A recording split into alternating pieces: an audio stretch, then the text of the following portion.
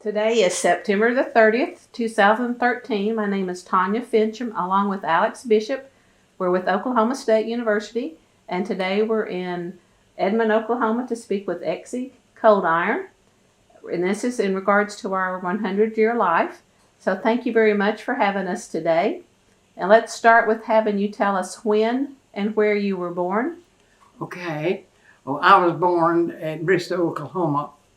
My dad was a farmer on the farm. Okay. And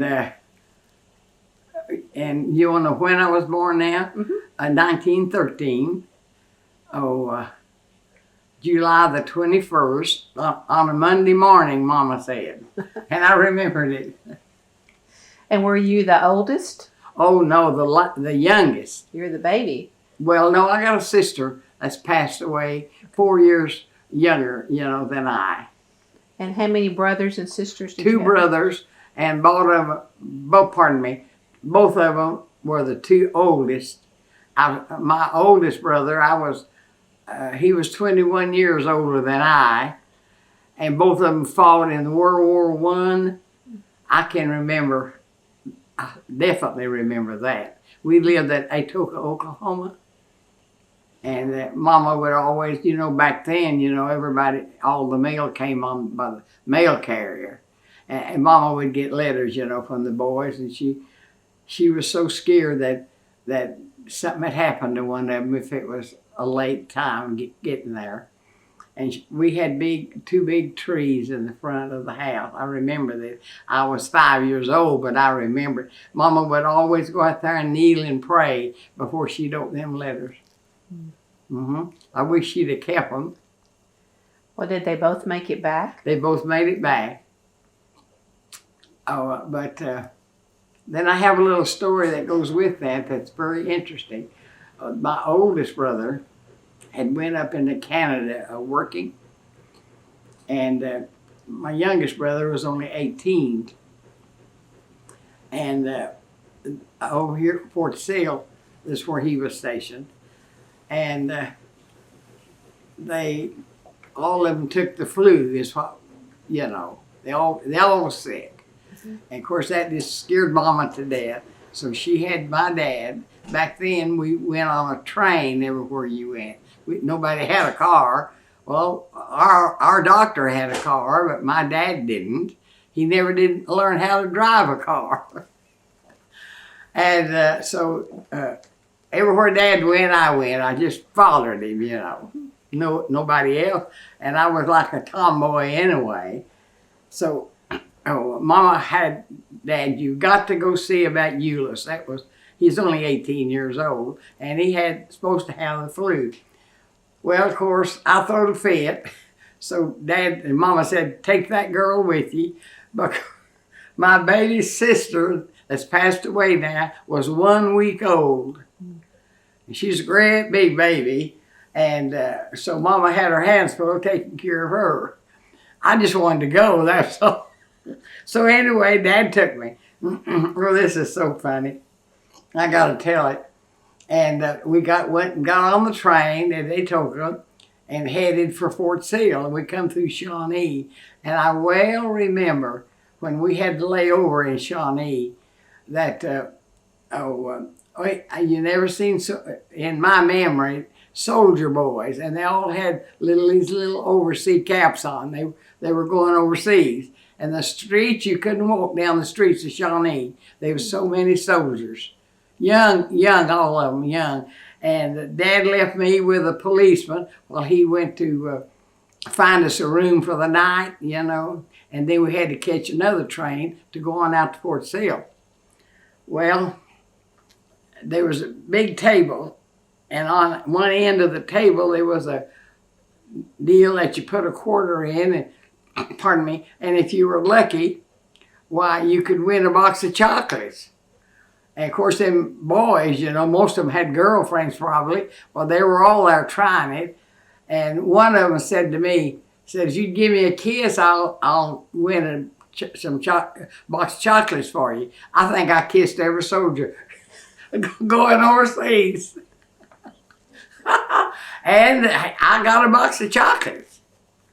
And I was going to save them and bring Mama back some, but I well remember that when I got ready to come home, there was no chocolate left in there. So the next morning, we caught the train and came up to Fort Sill. And but my brother wasn't that sick. He just was lonesome and going overseas, and everything. Of course, he wanted to see Dad and Mama, but and they all had long white gowns on. Now, I noticed that first thing. I said, "Well, y'all haven't got any clothes on. You got a gown on." And I went inside and hopped up on the bed with practically everyone in that hallway, all them boys, and talked to them and probably kissed every one of them. But I didn't take the flu. I don't think they had it. But anyway, one of them was a little guy, and they called him Mousy. I remember that. And so he, I always baked biscuits. I was a biscuit maker. So I told all of them I could bake biscuits. They said, "Well, you can go with us. You can go with it." They were having fun. You can go with us overseas, and we'll let you bake biscuits for them. Well, I didn't want to go home with Dad. It's the truth. And so I was going to go overseas. I come home telling Mama that I'm sorry I can't stay, Mama. You got the baby in there. I'm going overseas and bake biscuits for Euless and all of them. And that little guy got killed. My brother came back, but he got killed. Yeah. But I remember all that very much so. Well, do you remember when your brother came back? Well, I don't know the date, but I remember seeing him. Yes. Oh, he was going with a girl, and they was fixing to get married, and we lived at Atoka, and we had two rivers there, Clear Boggy and Muddy Boggy. And we lived closer to Muddy Boggy than we did Clear Boggy. But you didn't do anything but fish out of them, and watch out for snakes, because there was a lot of them. And of course, shall I tell about the wild boar getting them up the tree?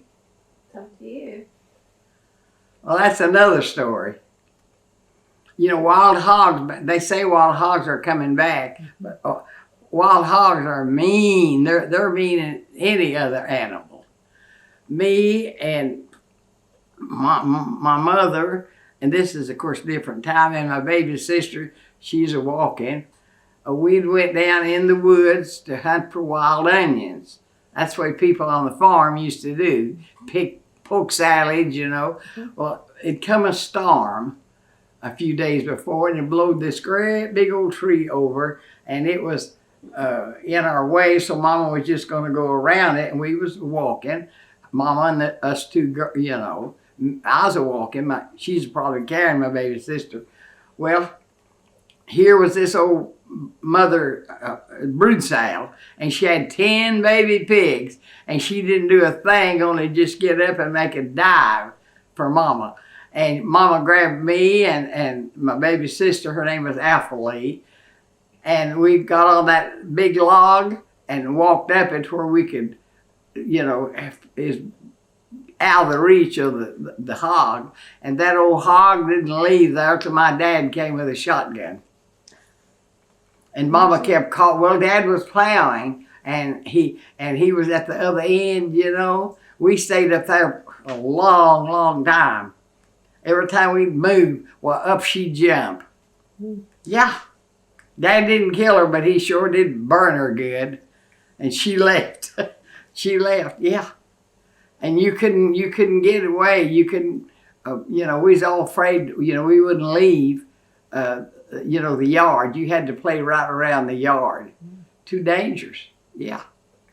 Well, how had you gotten from Bristow to Atoka? Oh, in a wagon, of course. That's, when we. I really don't remember our moving. Oh, there's probably something else took my attention. Oh, but Dad lived there quite a while. He had a brother that had come out of Arkansas and come into Oklahoma. And but my dad came here during the run, but he didn't get to sign up.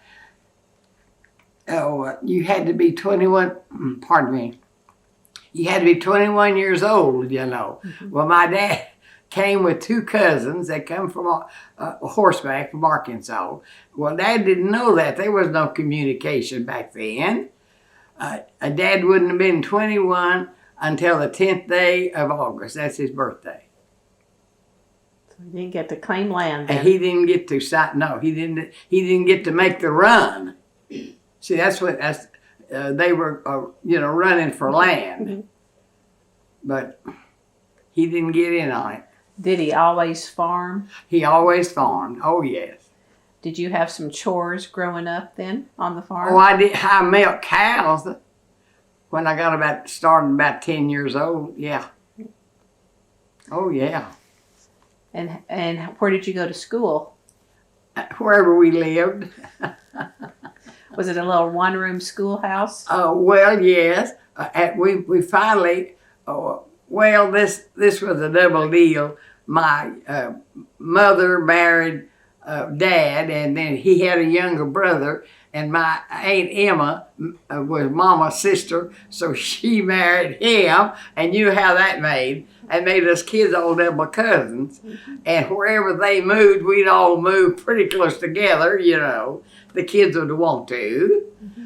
And so anyway, Uncle Melvin and Aunt Emmy had moved down to Washington with their family, so they left up there, and people back then moved a lot. I guess they were restless. I don't know why. Maybe the farms weren't good, but Uncle Melvin moved, and then in a year or two, my dad moved. I know we left around Bristol and came to Washington, Oklahoma, and most of my schooling, I walked 1.5 miles and went to what's called Old Washington, and I just loved it. But of course, it's not there anymore. And even my school teacher, Miss Kirby, I went to her grave. She's buried in Blanchard. Yeah, she was a good teacher, and she taught from the 1st grade till the 12th. And if you think she wouldn't bust them boys, you just better not fool with her, because she would get them good. I've seen her make that cousin of mine, double cousin, and he needed it, when he was 10, 11 years old, made him bend over a seed and bust him with her paddle about that big, because he's fighting during recess. That's the way it was back when I went to school. But I didn't go to school all that time. I got married at 15 years old. And how did you meet your husband? At a Pentecostal holiness meeting at night under a brush arbor at Cole, Oklahoma. Mm-hmm.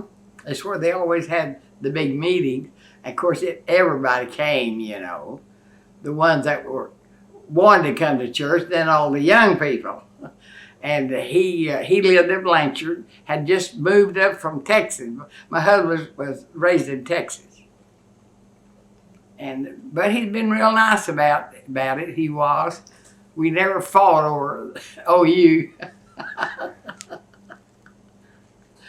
But anyway, that's how I met him. Yeah. You got married at 15. Got married at 15. Well, girls got married back then young, younger than they do now, you know. Did you take a honeymoon? No. I never even knew anything about a honeymoon until I was 30 years old, probably. And what did he do for a living? Mostly worked in the oil fields, in the early oil fields, yeah. And then we run a milk modeling plant. We did, raising our family, most of it. Just out of I started to say Blanchard. I'm telling so many stories. Out of southeast Oklahoma City, we had a dairy farm, and we sold bottled milk. Had a homogenizer and a pasteurizer, and lots of work. Yeah, and we only got rid of it when Brett and Jocelyn got married. And what afterwards? About what time period was that in the What time, Jocelyn, would that be? Well, about 1970.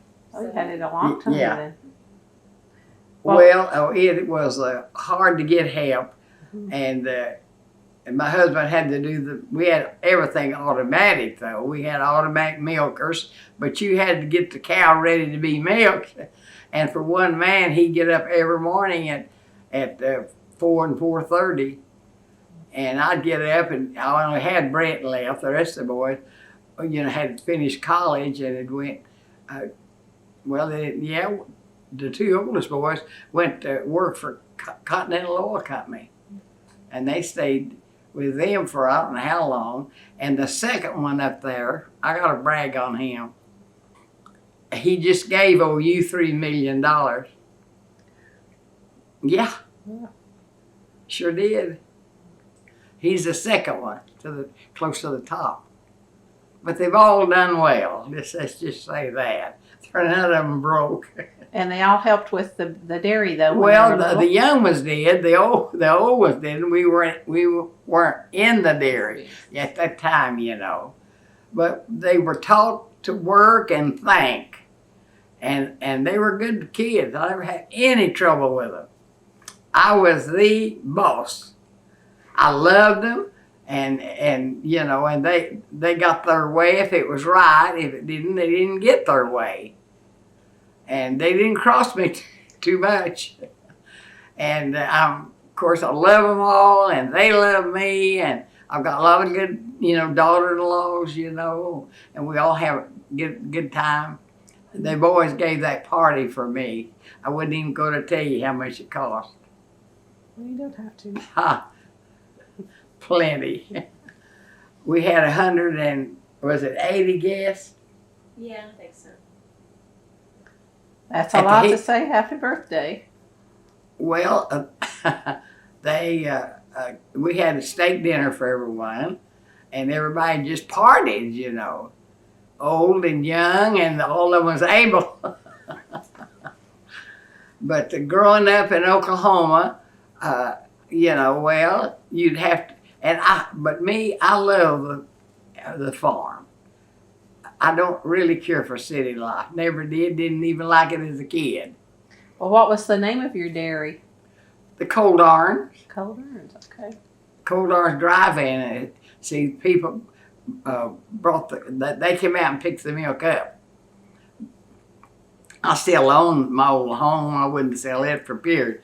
We're about 2 blocks south of Southeast 29th and Grand Boulevard.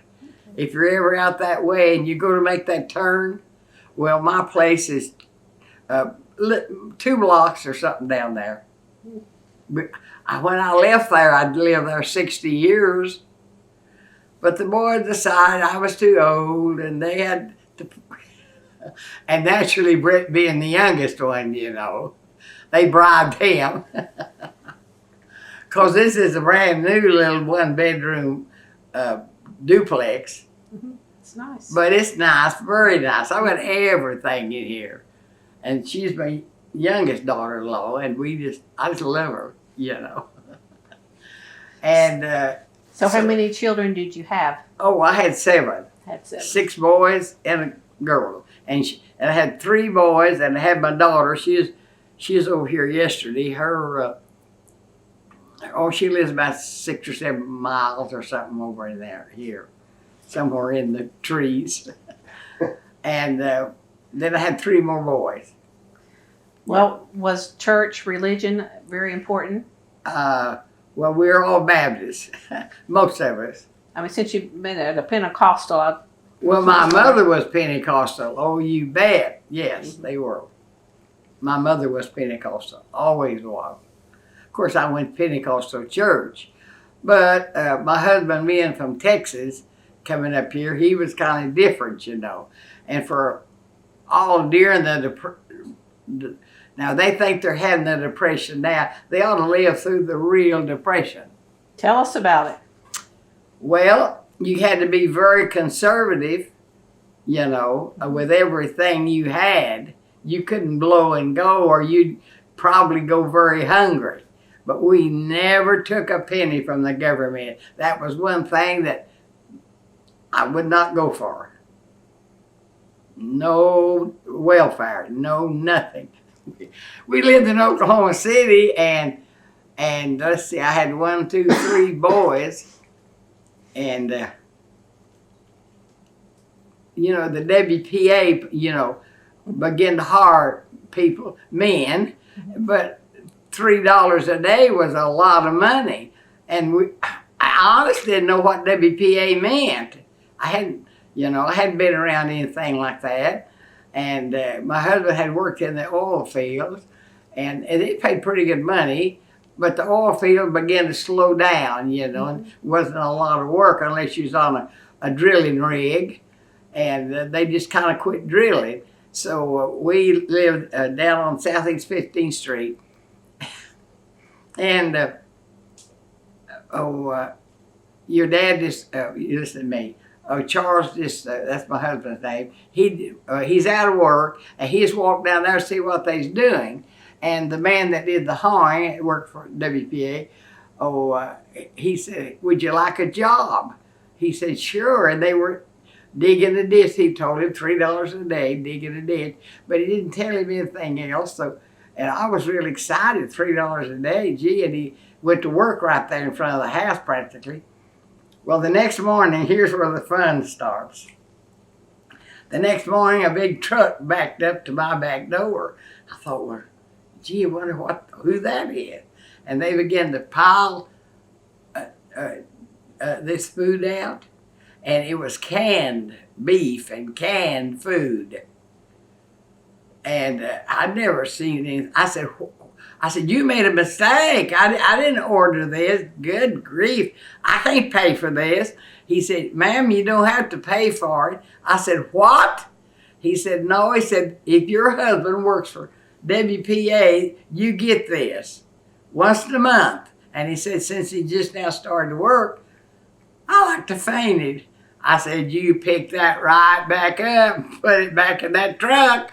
I will accept it." They said, "We can't, ma'am. If we do, we get fired." Well, that would give me something else to think about. I said, "Boy, what a mess." Charles come in for lunch. I said, "Did you know you're working for the government?" He quit. He quit. Yeah. Worked a half a day and that was it. He quit. And we was out of a job now.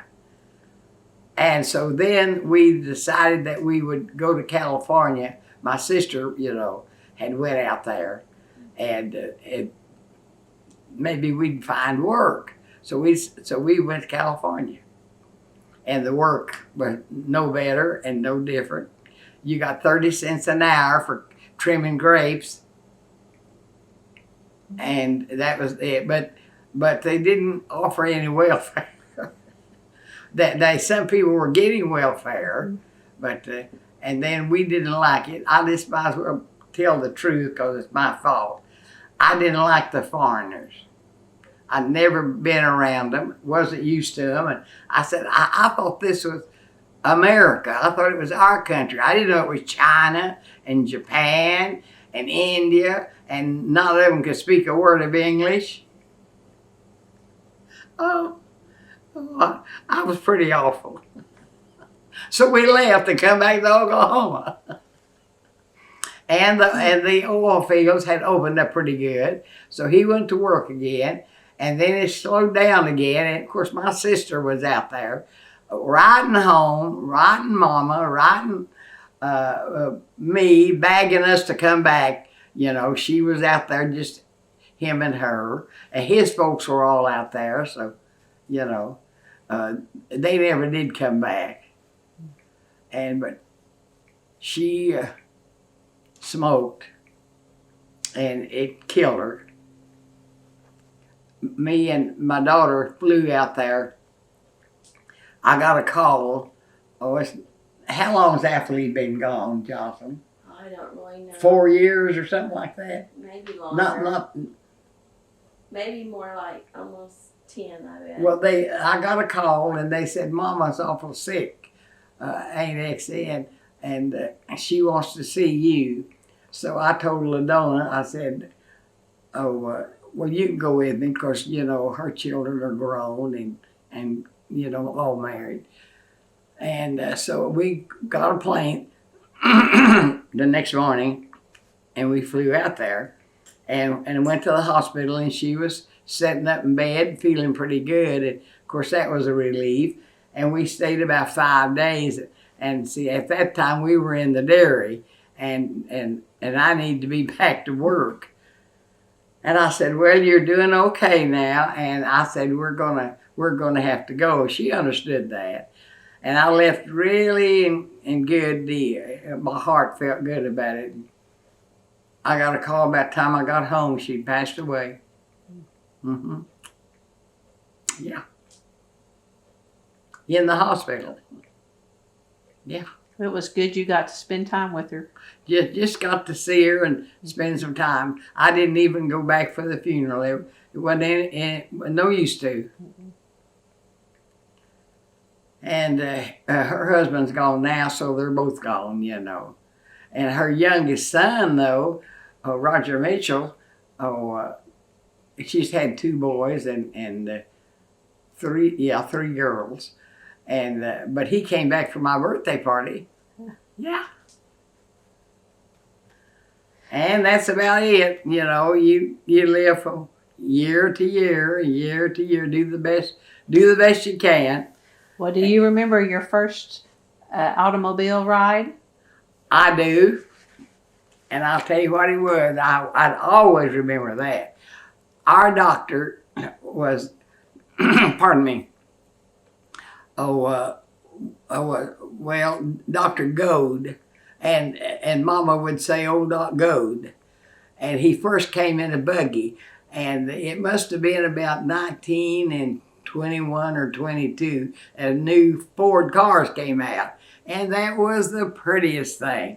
He drove it by to stop and put the mail in the box. And of course I flew out there like a turtle dove, you know, to see it. And I well remember around the headlights, all this gold, you know, whatever it was they put on it. Oh, it was so pretty. That would, you know, the lights were not on, but you could certainly see them. And then he had that little arm that stuck out like that. And I guess it was like a fan or something, I don't know. And it was all trimmed up in this gold. And even on the back of it was I guess a touring car, because there wasn't no glasses in it. I mean, you could run your arm all the way through, you know. And but it was just right to deliver, you know, mail in, you know. And that's the first one I ever saw. And of course, I got to get up and sit in a seat. Can you imagine that? Yeah. I had, forget now. I had someone in the hospital, quite a few years back, that I visited with, and I came downstairs and was waiting, and the young doctor that was treating this person, his name was Goad, and I said, you know, when I was a kid growing up at Atoka, I said, well, 12 miles east of Atoka. Dr. Goad was your doctor, you know, that treated you when you had that meningioma for the x-rays. You had the radiation treatment on that tumor. That was Dr. Goad. Was that Dr. Goad? Uh-huh. Well, he said he thought maybe that I was going to say, and I visited with him, and I was telling him about when I was a kid, you know. He said he'd heard his mother speak of a Dr. Goad somewhere. I said, well, he was down there 12 miles east of Atoka. Yeah. Well, you mentioned earlier that you made biscuits. Oh, yes. Who taught you how to do that? Oh, watching Mama. You know, when you grew up on the farm, you cooked everything. I didn't see a loaf of bread till I was grown. We didn't go to the grocery store like people do today. You'd go get 100 pounds of flour, and we had our own cornmeal ground, you know, and coffee, and That's about it. So The rest of it, you had chickens and eggs and you know, in the summertime we had lots of fried chicken, and in the wintertime we had lots of ham, because Dad would butcher, you know, at least 3 good hogs. And that's how I grew up. Did a lot of canning? Mama did, and I did too. When after I married, oh yes, canned 800 quarts one year. Mercy. But that's when I had a pressure cooker. They came in style, you know, and that was so much easier than cooking it. Put it on, pressure it for 10 minutes, man, you got it canned. Yeah. As long as it doesn't blow up. No, I never did have one to blow up. Some women did. Yes, they did. Well, they didn't know what they was doing. And, you know, you don't fool with them once you get them going. You set them on, well, it depends on what you're cooking.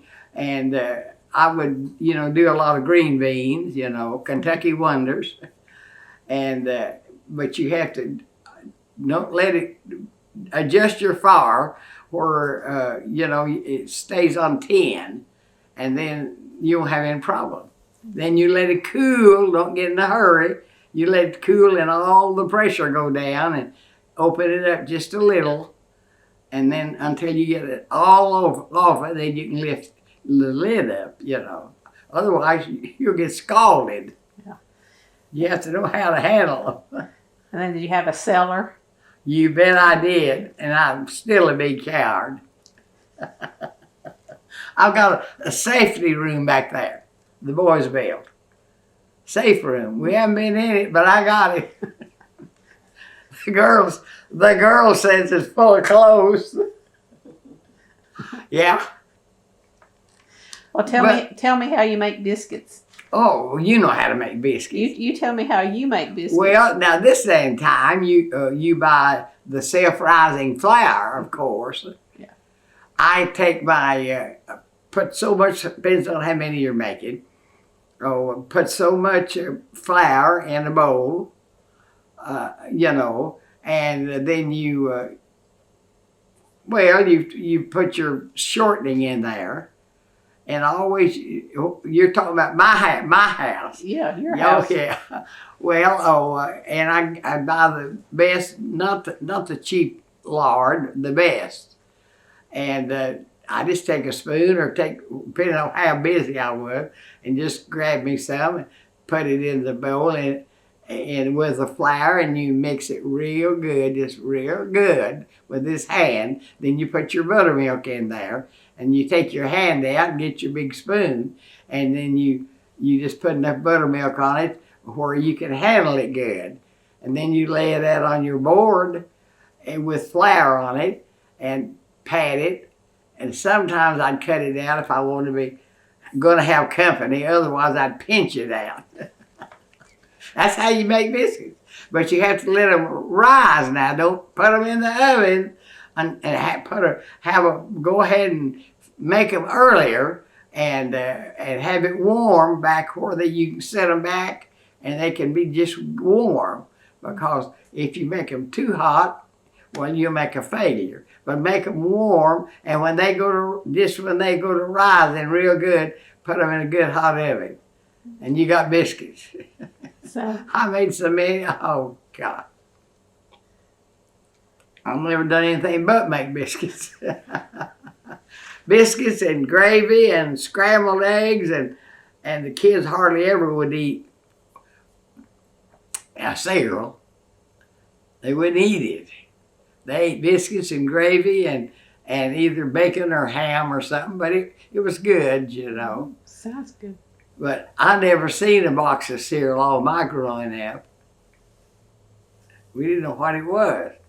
Well, farmers couldn't go to town to buy anything like that. You had to buy something substantial. Nowadays, they got a car. It's different. Mm-hmm. You know, you can do anything you want to. That's the reason times have changed. Brother, they've changed too. But I did lots of cooking. Biscuits was just one of them. Did you do much sewing? Not very much. Didn't have one so far, but one daughter.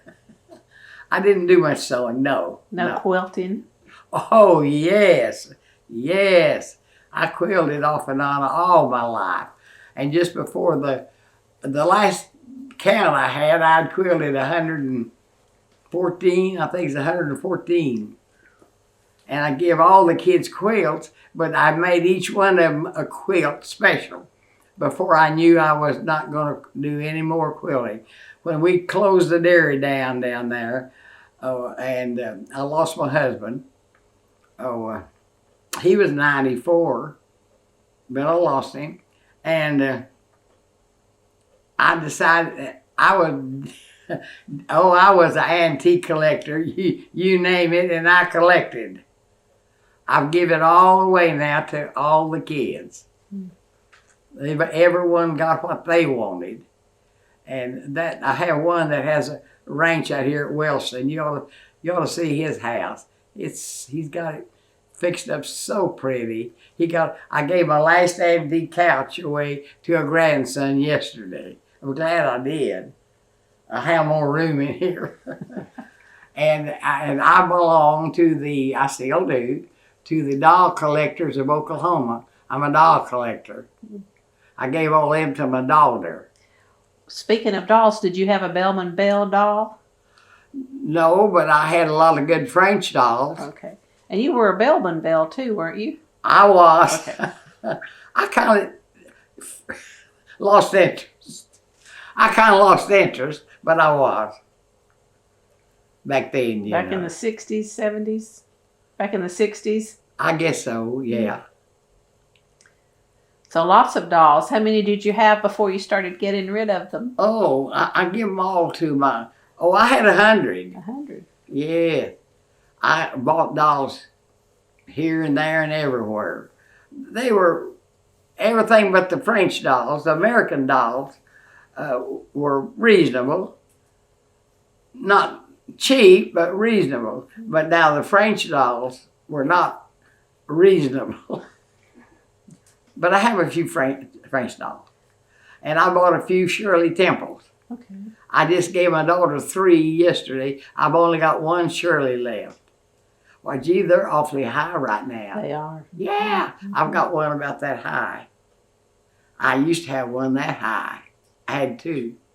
The big dolls, Shirley's. Yeah. Well, Shirley was kind of in my age, of dolls. Mm-hmm. And she, I guess that, I don't know, I haven't tried to make connections with them, but I imagine the doll collectors of Oklahoma are still in business. On North Douglas in Oklahoma City, they built someone built what do you call it, where you take your dead people to have them buried? A mortuary? A mortuary? Yeah, a mortuary. He built a small mortuary out there. I was only there one time, and I went to a friend's funeral. And his wife was president of our doll collection at that time. I never did take office with it because I was in the dairy business, and I just didn't have the time. It takes, you can spend a lot of time. And those women, did you know every one of the women that I knew now are dead? Had 4 of them, and they're all dead. 2 of them smoked cigarettes, my very 2 best friends. And you didn't? No, they would never let me even know they were smoking. I could smell it on them. I never mentioned it to them. What good would it do? No. But they're gone. Well, what do you think your secret is? I don't know. I never even thought about it. Making biscuits.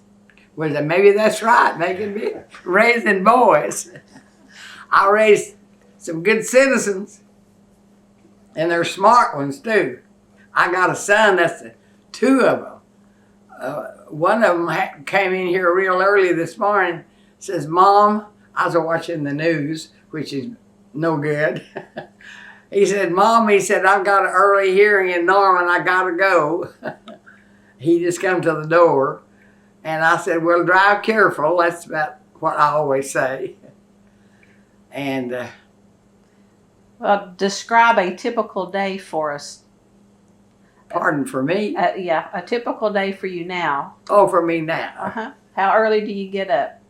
Oh, well, I take 2 medicines. What do I take, Jocelyn? Oh, you take a thyroid medicine. I take a thyroid. I've been taking it about 15 years and blood probably. pressure. And what else? That's it. Blood pressure. Blood pressure. Yeah, I take a blood pressure. And that's it. And that's it. That's good. And I get up at 6 o'clock in the morning to take it. And I take it 6 at night. And 6 in the morning. And so during the day, what might you do? Very little, and sometimes I get bored. My daughter-in-laws, Jocelyn helps in their office is about 2 miles over here. And she helps Brent, that's my son, in the office a lot. And but the girls come. They don't come every day, but they have different days. One of them will be here Wednesday. The one that lives out, she's about, I guess, 40 miles at Wellston. Mm-hmm. And, and my daughter has been, my daughter comes when she's closer, In fact, her daughter, my granddaughter, is the first girl that ever graduated from West Point. Really? And she's from Edmond up here. Yeah. She come here not too long ago to visit her mother. They live up, and she married a West Pointer, and they live up close to Washington. He works, She's not working now. And then her other daughter lives in Dallas, and she's the one that the West Pointer. It's her daughter that married and got the babies. No, I'm sorry, it's the third girl. I get them mixed up. It's Karen that's got the babies that's going to Japan. And they just went up there, to visit and console them a little bit. I said, well, she'll get over it. You've got a lot to keep up with. Oh, yeah, if I try to. You get lots of phone calls? I get quite a few phone calls, yes. And do you read much these? Not anymore. My eyes got too bad. I just give it up. I was reading a lot. And, of course, television takes care of that. And remember that I am a Western fan. If he's not a Western, I don't want to see it. Big John Wayne, then. Yeah, Big John Wayne, got his picture right back there. Got 2 of them, Jeff Chandler and John Wayne, were my 2 favorites. I didn't buy them, the kids did that. I didn't buy them. But anyway, yes, definitely Western. Were you a fan back in the early days then, too? Always. When, Western? of course, we didn't have a television until, let's see, about 60 years ago. Mm-hmm. Well, Yeah. Before then, I read. I read. And historical. I love anything about history. Anything historical, I'll go for it. And the more historical it is, the more I'll go for it. But I just always loved anything like that. I really don't care for modern stuff. Very little do I care for it. I like a pretty dress, new shoes, or something like that, but I really don't care for it. But I love what had history. Yeah. And I've been to nearly, like in a few I haven't made, but I've been to nearly all of the early presidents' homes. I've been twice to Mount Vernon. And I don't know why that the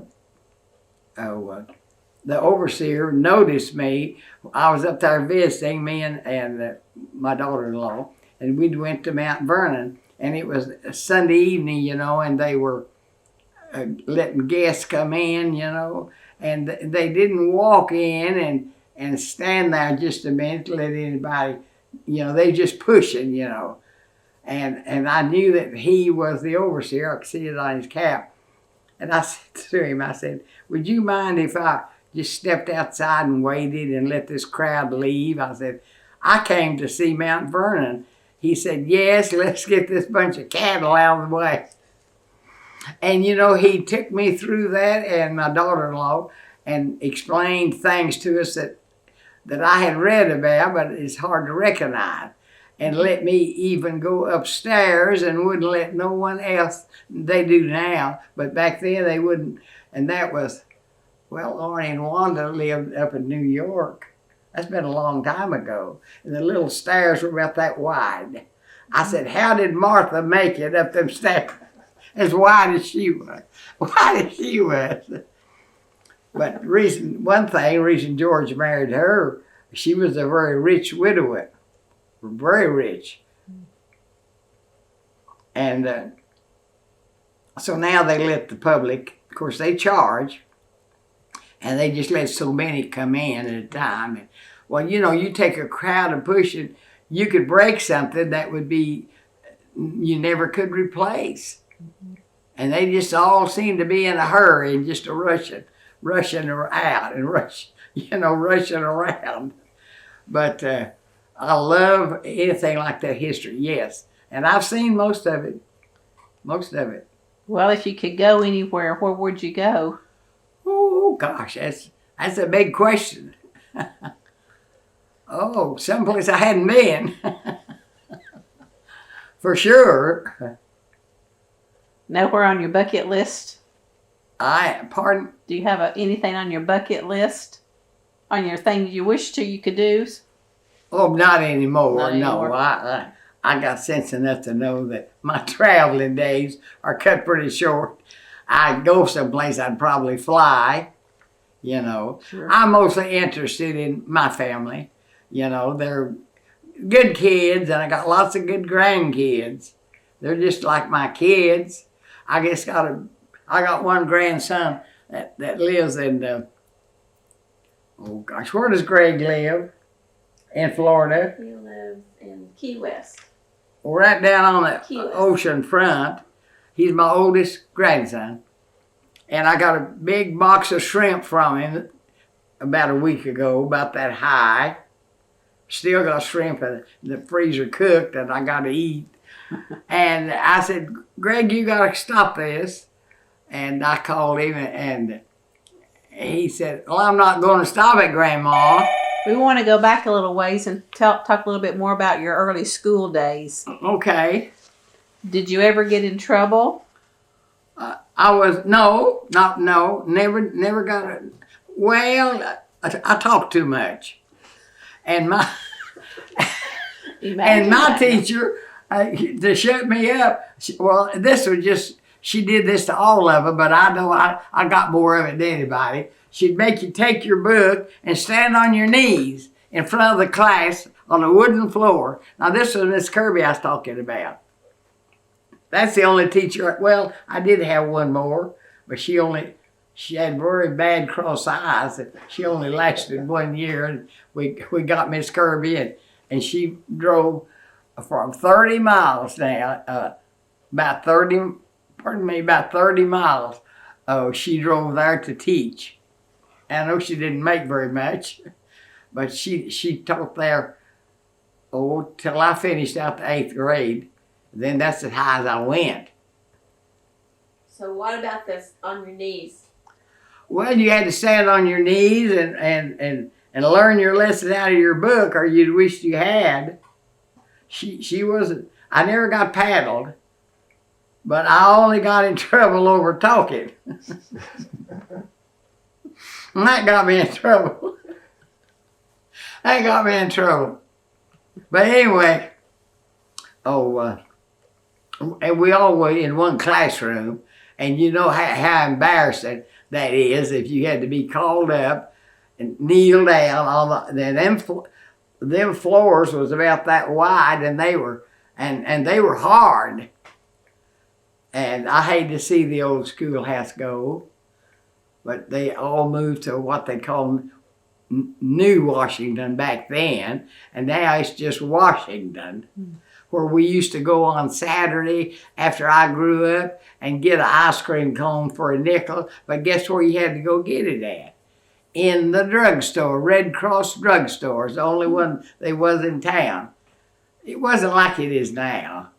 There was a grocery store, and you bought your groceries, you know, Mom and Dad did. We'd come to town on Saturday. If Dad wasn't busy working, you know, on the farm or something, well, he'd drive in. And of course, not only would we load up and come in, we'd pick all the neighbors up that was on the road that wanted to go. Did you ever go to Oklahoma City? Do what? Did you go to Oklahoma City as a little girl? Well, yes, but we went there on business. We lived about, I don't know, 30 or 40 miles from no, we went to Norman first. Mm-hmm. We lived about 30 miles from Norman, and my dad was the best watermelon raiser in that country. He just had a knack for raising. He could raise good watermelon, and he'd load up a big load of watermelon, and that was your summer money, you know. You had to do something, you know. And on the farm, there wasn't no job you could get back then. People didn't. Well, some of them went to the wheat harvest, but Dad never did. And he'd drive to we'd live real early. He'd let me go with him, because I'd hold the team, and you could park back then now right on the main street. And we had a mule team, and of Norman, you could just drive in and park, and while you had to sell, and Dad would sell his big watermelons 50 cents a piece. And I've seen women come by there pushing a baby buggy, which I bought one just like it. You know, these big wicker buggies to put my dolls in. My daughter's got it. And they'd pull the baby up in the back of it, and when he'd start crying probably, and they'd put that watermelon right in the front there and push it on down the street. I've seen that more than once. And Dad would sell all his watermelons that he could, you know, and we'd be there all day. And of course, to me, it was fun, you know. I was a great big girl then. I was 10 years old. Yeah. But I was the only boy Dad had, you know, and I was tomboyish enough. I was very tomboyish. You mentioned it, I tried. But anyway, and he'd make him, you know, some summer money, and sometimes in the fall we'd sell a big load of potatoes like that. Grow more than it's just me and my baby sister at home. See, just us two girls, Mom and Dad, and he'd take sweet potatoes, especially sweet potatoes, so real good. Mm-hmm. Did your mules have names? A mule? Yeah. Do you remember if they had names? Kit and Beck, yeah. But you stayed away from mules, they kick. Mm-hmm. Yeah. They may act friendly with you, but watch out. And I rode to school on a horse maybe 2 or 3 years. Mm-hmm. Her name was Snip. I'd carry her corn for lunch. You know, you had to carry your we called it dinner. You carried your dinner bucket to school. There wasn't no such a thing as anything in school to eat unless you brought it. And all the kids, I lived, I guess, I don't know. Dad had moved about 3 miles from school, and I rode, you know. Dad had bought me this little mare. She's got real fat in the summer. She's real good. But coming home in the evening, she was hungry. Of course, she had I just took so much corn, you know, for her to eat at noontime. Well, I ate my dinner, and all the rest of the kids were sitting out in the yard eating their dinners, you know. Mm-hmm. And we sat down under a tree or something. It was nothing fancy. And so right around the bend coming, and I'm talking about Blanchard now. We lived up pretty close to Blanchard.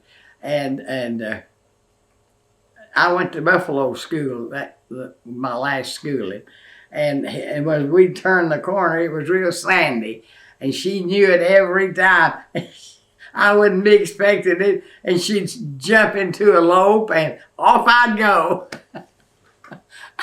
And I'd stop and holler. She didn't care. She went on down to the house. When I got there, she'd be standing there in the front yard. I'd say to Mama, I'm gonna kill that horse, Mama. Yeah. But anyway, that's about it. And I started dating my husband, but we went together 15 months before we married. What would you do for a date? What would we do? Uh-huh. Well, we go to a movie. It cost 15 cents, but he usually had 15 cents. He didn't even have a car. He borrowed his brother's. And then, of course, I got acquainted after I got up older, you know. There's always kids in the country that you can meet at church. Mostly you go to church. And you go to church and you meet, you know. But, you know, I liked him okay as a friend, but I wasn't thinking about marrying him. I wasn't thinking about marrying at all. Did you do much dancing? That's all we did. Every Saturday night nearly. Now that's something I like to do, was dance. Mostly square dancing. We had a couple that could call the sets.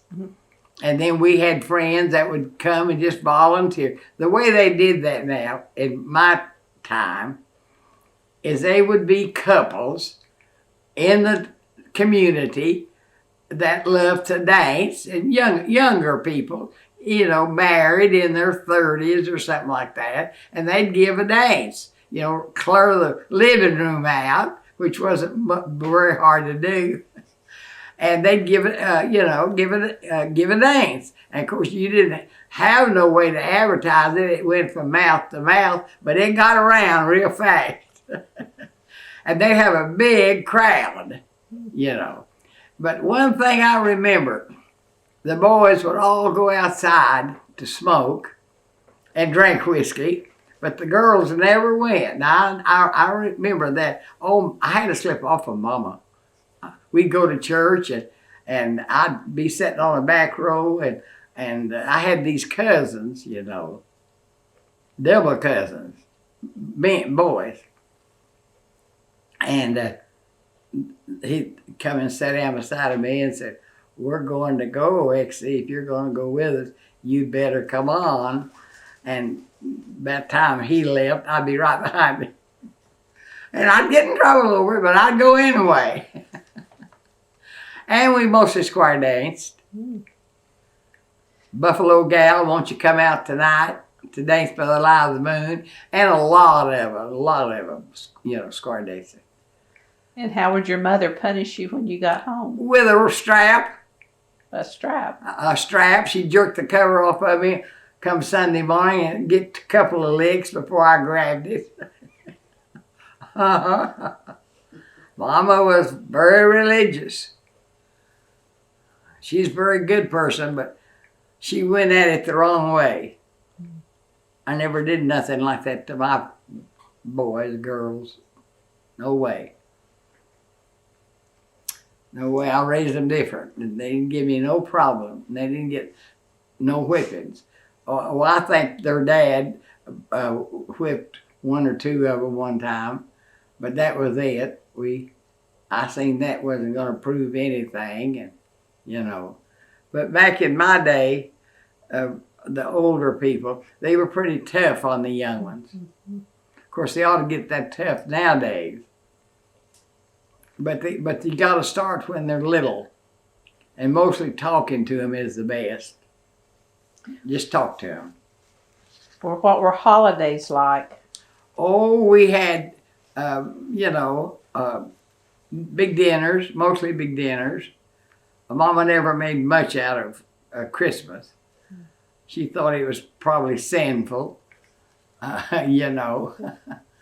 And but we'd have a big dinner, you know. Mostly something like that. Or we'd always have a dinner, Thanksgiving and Christmas, and we'd have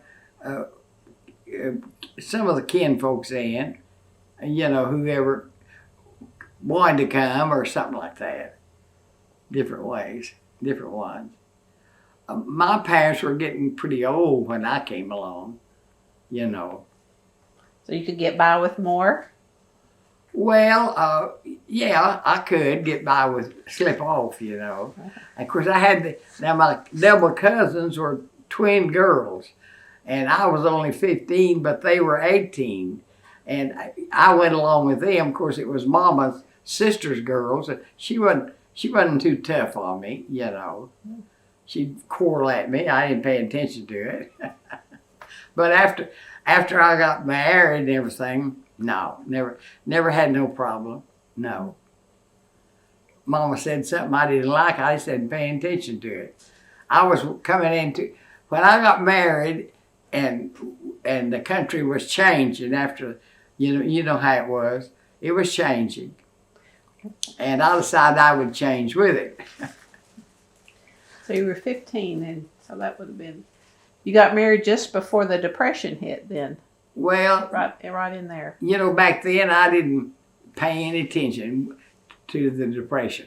I'm about the only, you couldn't get a newspaper. I like to read, and all we take would be farm. There used to be an Oklahoma Farmer Stockman. Well, I guess I read that all my life, because Dad would take that. Dad liked to read, and he was a Baptist preacher in his young days. Mm-hmm. How old was your husband when you got married? He was about 21. He's about 7 years older than I am. He robbed the cradle. Oh, yeah. Well, most people married young back then. I had more freedom. I was my own boss. Charlie didn't try to boss me.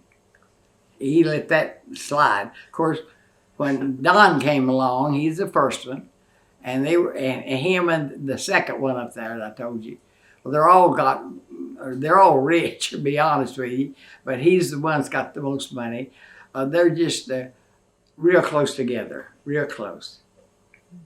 I think about 17 months between those two early ones. Okay, Wiley Post. Well, we lived in about a quarter of a mile of the old airport, which used to be. It's all gone now. And he was there all the time. But he was busy. He was talking to this guy and trying to raise money, I'm sure. And talking to that guy and talking to this guy and talking to that guy. And I seen him a number of times. But you just see somebody, you just wave at him, Very few people wouldn't ride an airplane back then. They was too scared. They wouldn't ride They wouldn't ride them, no. And we weren't going anywhere to ride one, so, And, I'll tell you how long it's been. Don was 4 years old. He's my oldest one up there. So that'd be about 1932? He lives in Houston. I talked to him an hour yesterday, I bet. But we were talking later politics. And, I seen him Wiley Post a number of times. But you just speak and go on, say hi, He was there. And I didn't like them planes either, because they didn't have any hood over, We took a ride in one. It wasn't with him.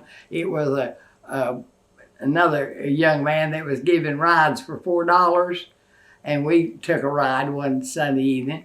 But there's nothing over you and blow your head off. And we flew down around Norman, and I seen the Canadian River, and just like that, that they'd take you, trying to get a crowd to come out. Well, couldn't get nobody. Nobody had $4. And but Braniff, and I know some stories that I won't tell. Okay. They're confidential, and they may hurt somebody that's living this day and time. It's not worth it, not necessary. they'd do anything to try to make a dollar. It was Braniff that was it was his airport and trying to raise money. And that's where the problem would be if I told something. I'm not going to tell it. No, I'm not. Kept it this long, I'm just going to keep it from now on. Well, he might have great-grandchildren. I know, it's better to leave it. And yes, just leave very it alone. much so. Of things he did. You can kind of guess what it was. So, Well, I want to know, what is your motto, your philosophy in life? Oh, well, be honest. That's one thing. Be a good citizen. I love my country. I would right now pick up a gun and fight for it. I think we did the right thing when we come here and people started out right. And you can't make some people do what you want them to do. But, and I've never heard anybody run the country down in front of me because, man, I'd pick them up on that quicker than you can't believe. And I've got a temper too now, might as well admit it. Pretty good one. But I just wish everybody would try not to be, I don't know, I don't have no word for it. Our country's going to the dogs, I'm afraid. And we forgot all the good old words and deeds that our great-grandparents knew and, and taught it. Everybody isn't, but there's enough bad seed out there that's hurting the young people. Just look what's happening in these big cities. That's awful. And it'll soon get so that I think, unless something is done that's got the power to do it with, and that you'll be guarding your own home. Because if the country is gone to the dogs, that's the way I figured.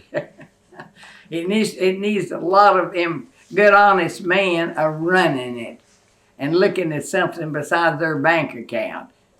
That's what this country needs. another Henry Bellman? No, I don't think so. Henry didn't have sense enough to run a country. Well, if you had to give somebody advice about living a long life, what would you tell them? How would you? Well, one thing, eat good, healthy food. Don't put something into you that's not good for your system. Just eat good, plain, healthy food.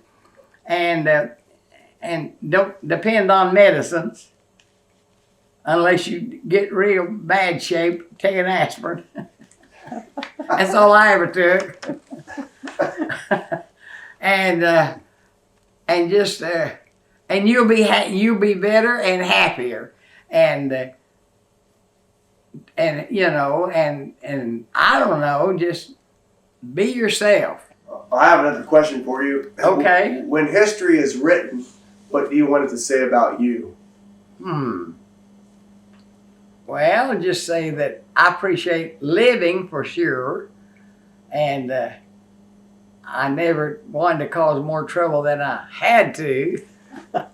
I was mostly interested in my family, and I wanted boys. Now, there's no use of backing out on that. I was raised up with 5 sisters, and all they can do is slap your jaws real good if you are careful. And they were older than I. And I declared that I wanted boys, and the Lord sent me boys. 6 of them. And I had one girl, I wanted one girl. I didn't really want more than one girl. But depends on who I get along a lot better with like boys and things than I would a house full of girls. For some reason. Maybe I was raised up with girls. Maybe that's the reason. Maybe that's the reason. But I was always a happy-go-lucky person. I don't want to be frivolous like that, but all my growing up, I like, go to movies, and I like Westerns, and And I don't know, I just like the country living, just like living. I always did. I still do. Being 100 years old don't have to stop you too much unless you, I've had a little head cold, haven't felt all that great the last couple of weeks, but nothing amounted to anything, And, Did you ever think you'd make it to 100? I be honest with you, I'll raise my hand and swear that I never gave it a thought. Never. Never. I just wanted to be ready when the Lord came. Because I think our country, and I'm not saying this to preach to anybody, I think our country is getting in such a tremendous condition that if the Christians go to being persecuted, the Lord will come. That's what the Bible says. And I think that they will be persecuted. I think there is a group that wants to gain ground and gain hold, and they'll pick out the Christians to persecute. Because they think they may take more off of them than anybody else would. And I think we should be allowed a gun in our home, especially a good shotgun. And I'd use it too. If somebody was trying to break in on me, yes, I would. You're supposed to be able to defend yourself. That's true. And I would definitely use it. And I'm sorry for people that don't take the time to bring their children up right. And I think that we've let too many foreigners come in our country. I believe it. I just believe it. They're bringing their belief, their raising over here, and instead of wanting to become really what an American is, they want to change it. They want what they believe put into place. And I don't like that. And I think if I was young again, I'd run for office. see how much I'd get, how many I'd get. But I do think we're hurting our young people by bringing so many. A young person will believe and take up after anything because they're young and their mind is clear, and it's a little different, as you get older. Even in your 30s, you begin to change, and you see the good things and the bad things. But I'll tell you, our country is getting in a dangerous condition. We thought it might have been dangerous back when we were going to whip we shouldn't have never whipped them with our friends. But we got to hire a president that's got some sense. The one we've got now, I don't think he's got any brains. I don't know what he's going to do to our country. He's trying to change it altogether. And that's going to cause a lot of trouble before it's all over with. But maybe maybe he can't do too much damage till we have another election. I don't know who's going to run, but somebody better. I take it you follow politics. Oh, do you think that? All the way. All the way. And you still vote? Oh, absolutely. Good. Sure, I still vote. Do you remember casting the first time you voted? I can tell you, yes. I can tell you a little funny story. See, I married at 15, and my husband was always like he believed, like politics. Mm-hmm. I mean, just what's going on in the country. When he was young, he was very interested in that. And I'd have to sit in the car while he went in to vote. No, that'd make me so mad because I was only 15 and I couldn't vote till I was 21. And he only had to wait. Well, he might have been we married in August. He might have been 21 his birthday. I haven't kept up with that for sure. But I know he'd go in and vote, and I'd have to wait. And that'd make me so mad because I wanted to go in and vote too. Of course, I may have voted and killed his vote, but never know who was running. But you have to be 21, and I wouldn't have turned 21 till the 21st day of July of that year, you know. But I always had a good mind, and I tried to use it in the right way, you know. I mostly put it into my kids, the boys. You know, it was always the boys. And the business. And your business. Oh, the business, yes. Well, that was just here and there. The business, you know, it was work. That was we just made a good living out of it, you know, and not anything more. Oh, we had Trosper Park right there in front of our door, and I leased that off of Oklahoma City for 20 years, and that's where we had 80 acres there, and that's where we run the cows during the day. They ate Bermuda grass. Yeah.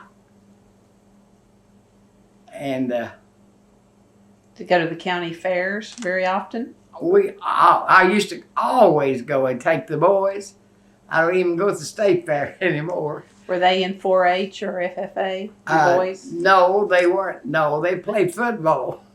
They were all football boys, you know, growing up, wanting to play football, of course. And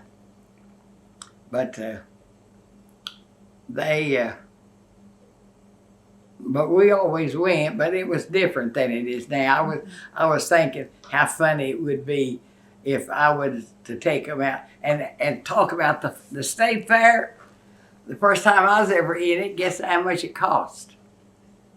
Now, we always went to the state fair too. We lived down at Washington, and it cost 50 cents. We drove up here to get in the gate, and they charged 50 cents. Guess what they charged this year? I bet you know.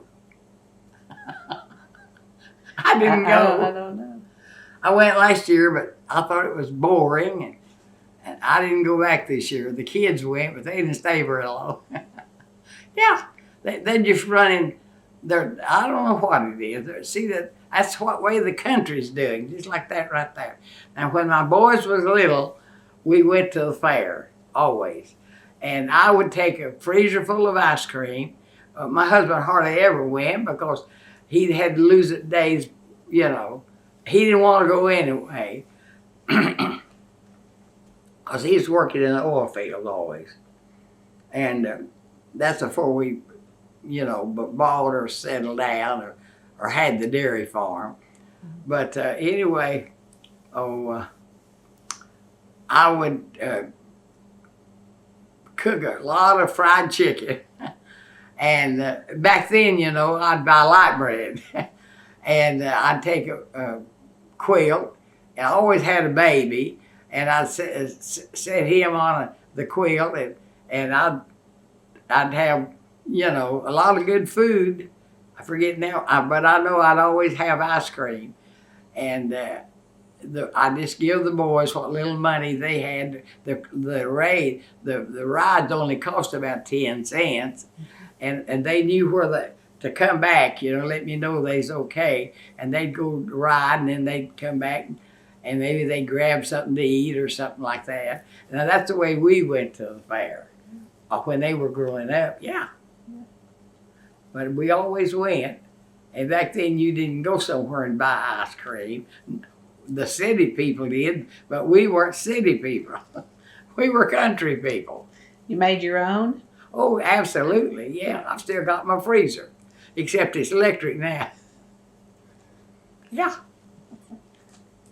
We have get-togethers out at my son's ranch, and he's just like me. He just, and does what I do. And he always barbecues, and And he has the Black Angus cattle, and he barbecues, and he always makes a big freezer full of ice cream. And maybe I'll bring one, or some of the other boys will. We still do that. And of course, he has a big swimming pool too, and that entices the young ones. You know, his kids are growing up.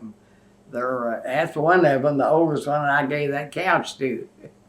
You didn't see it. It was a very pretty antique couch. It cost him about I don't know what it cost. That if you could find one, which you probably couldn't. But he's one of my earlier grandkids that likes antiques. So he gets quite a few. Mm-hmm. Well, that's just about my life story. And I haven't actually quit yet. I just slowed down. I thought you're just beginning. Yeah, I've just slowed down. My granddaughter is getting married. I bought her a new, what do you call them wide bedroom suits, Jocelyn? King size. King.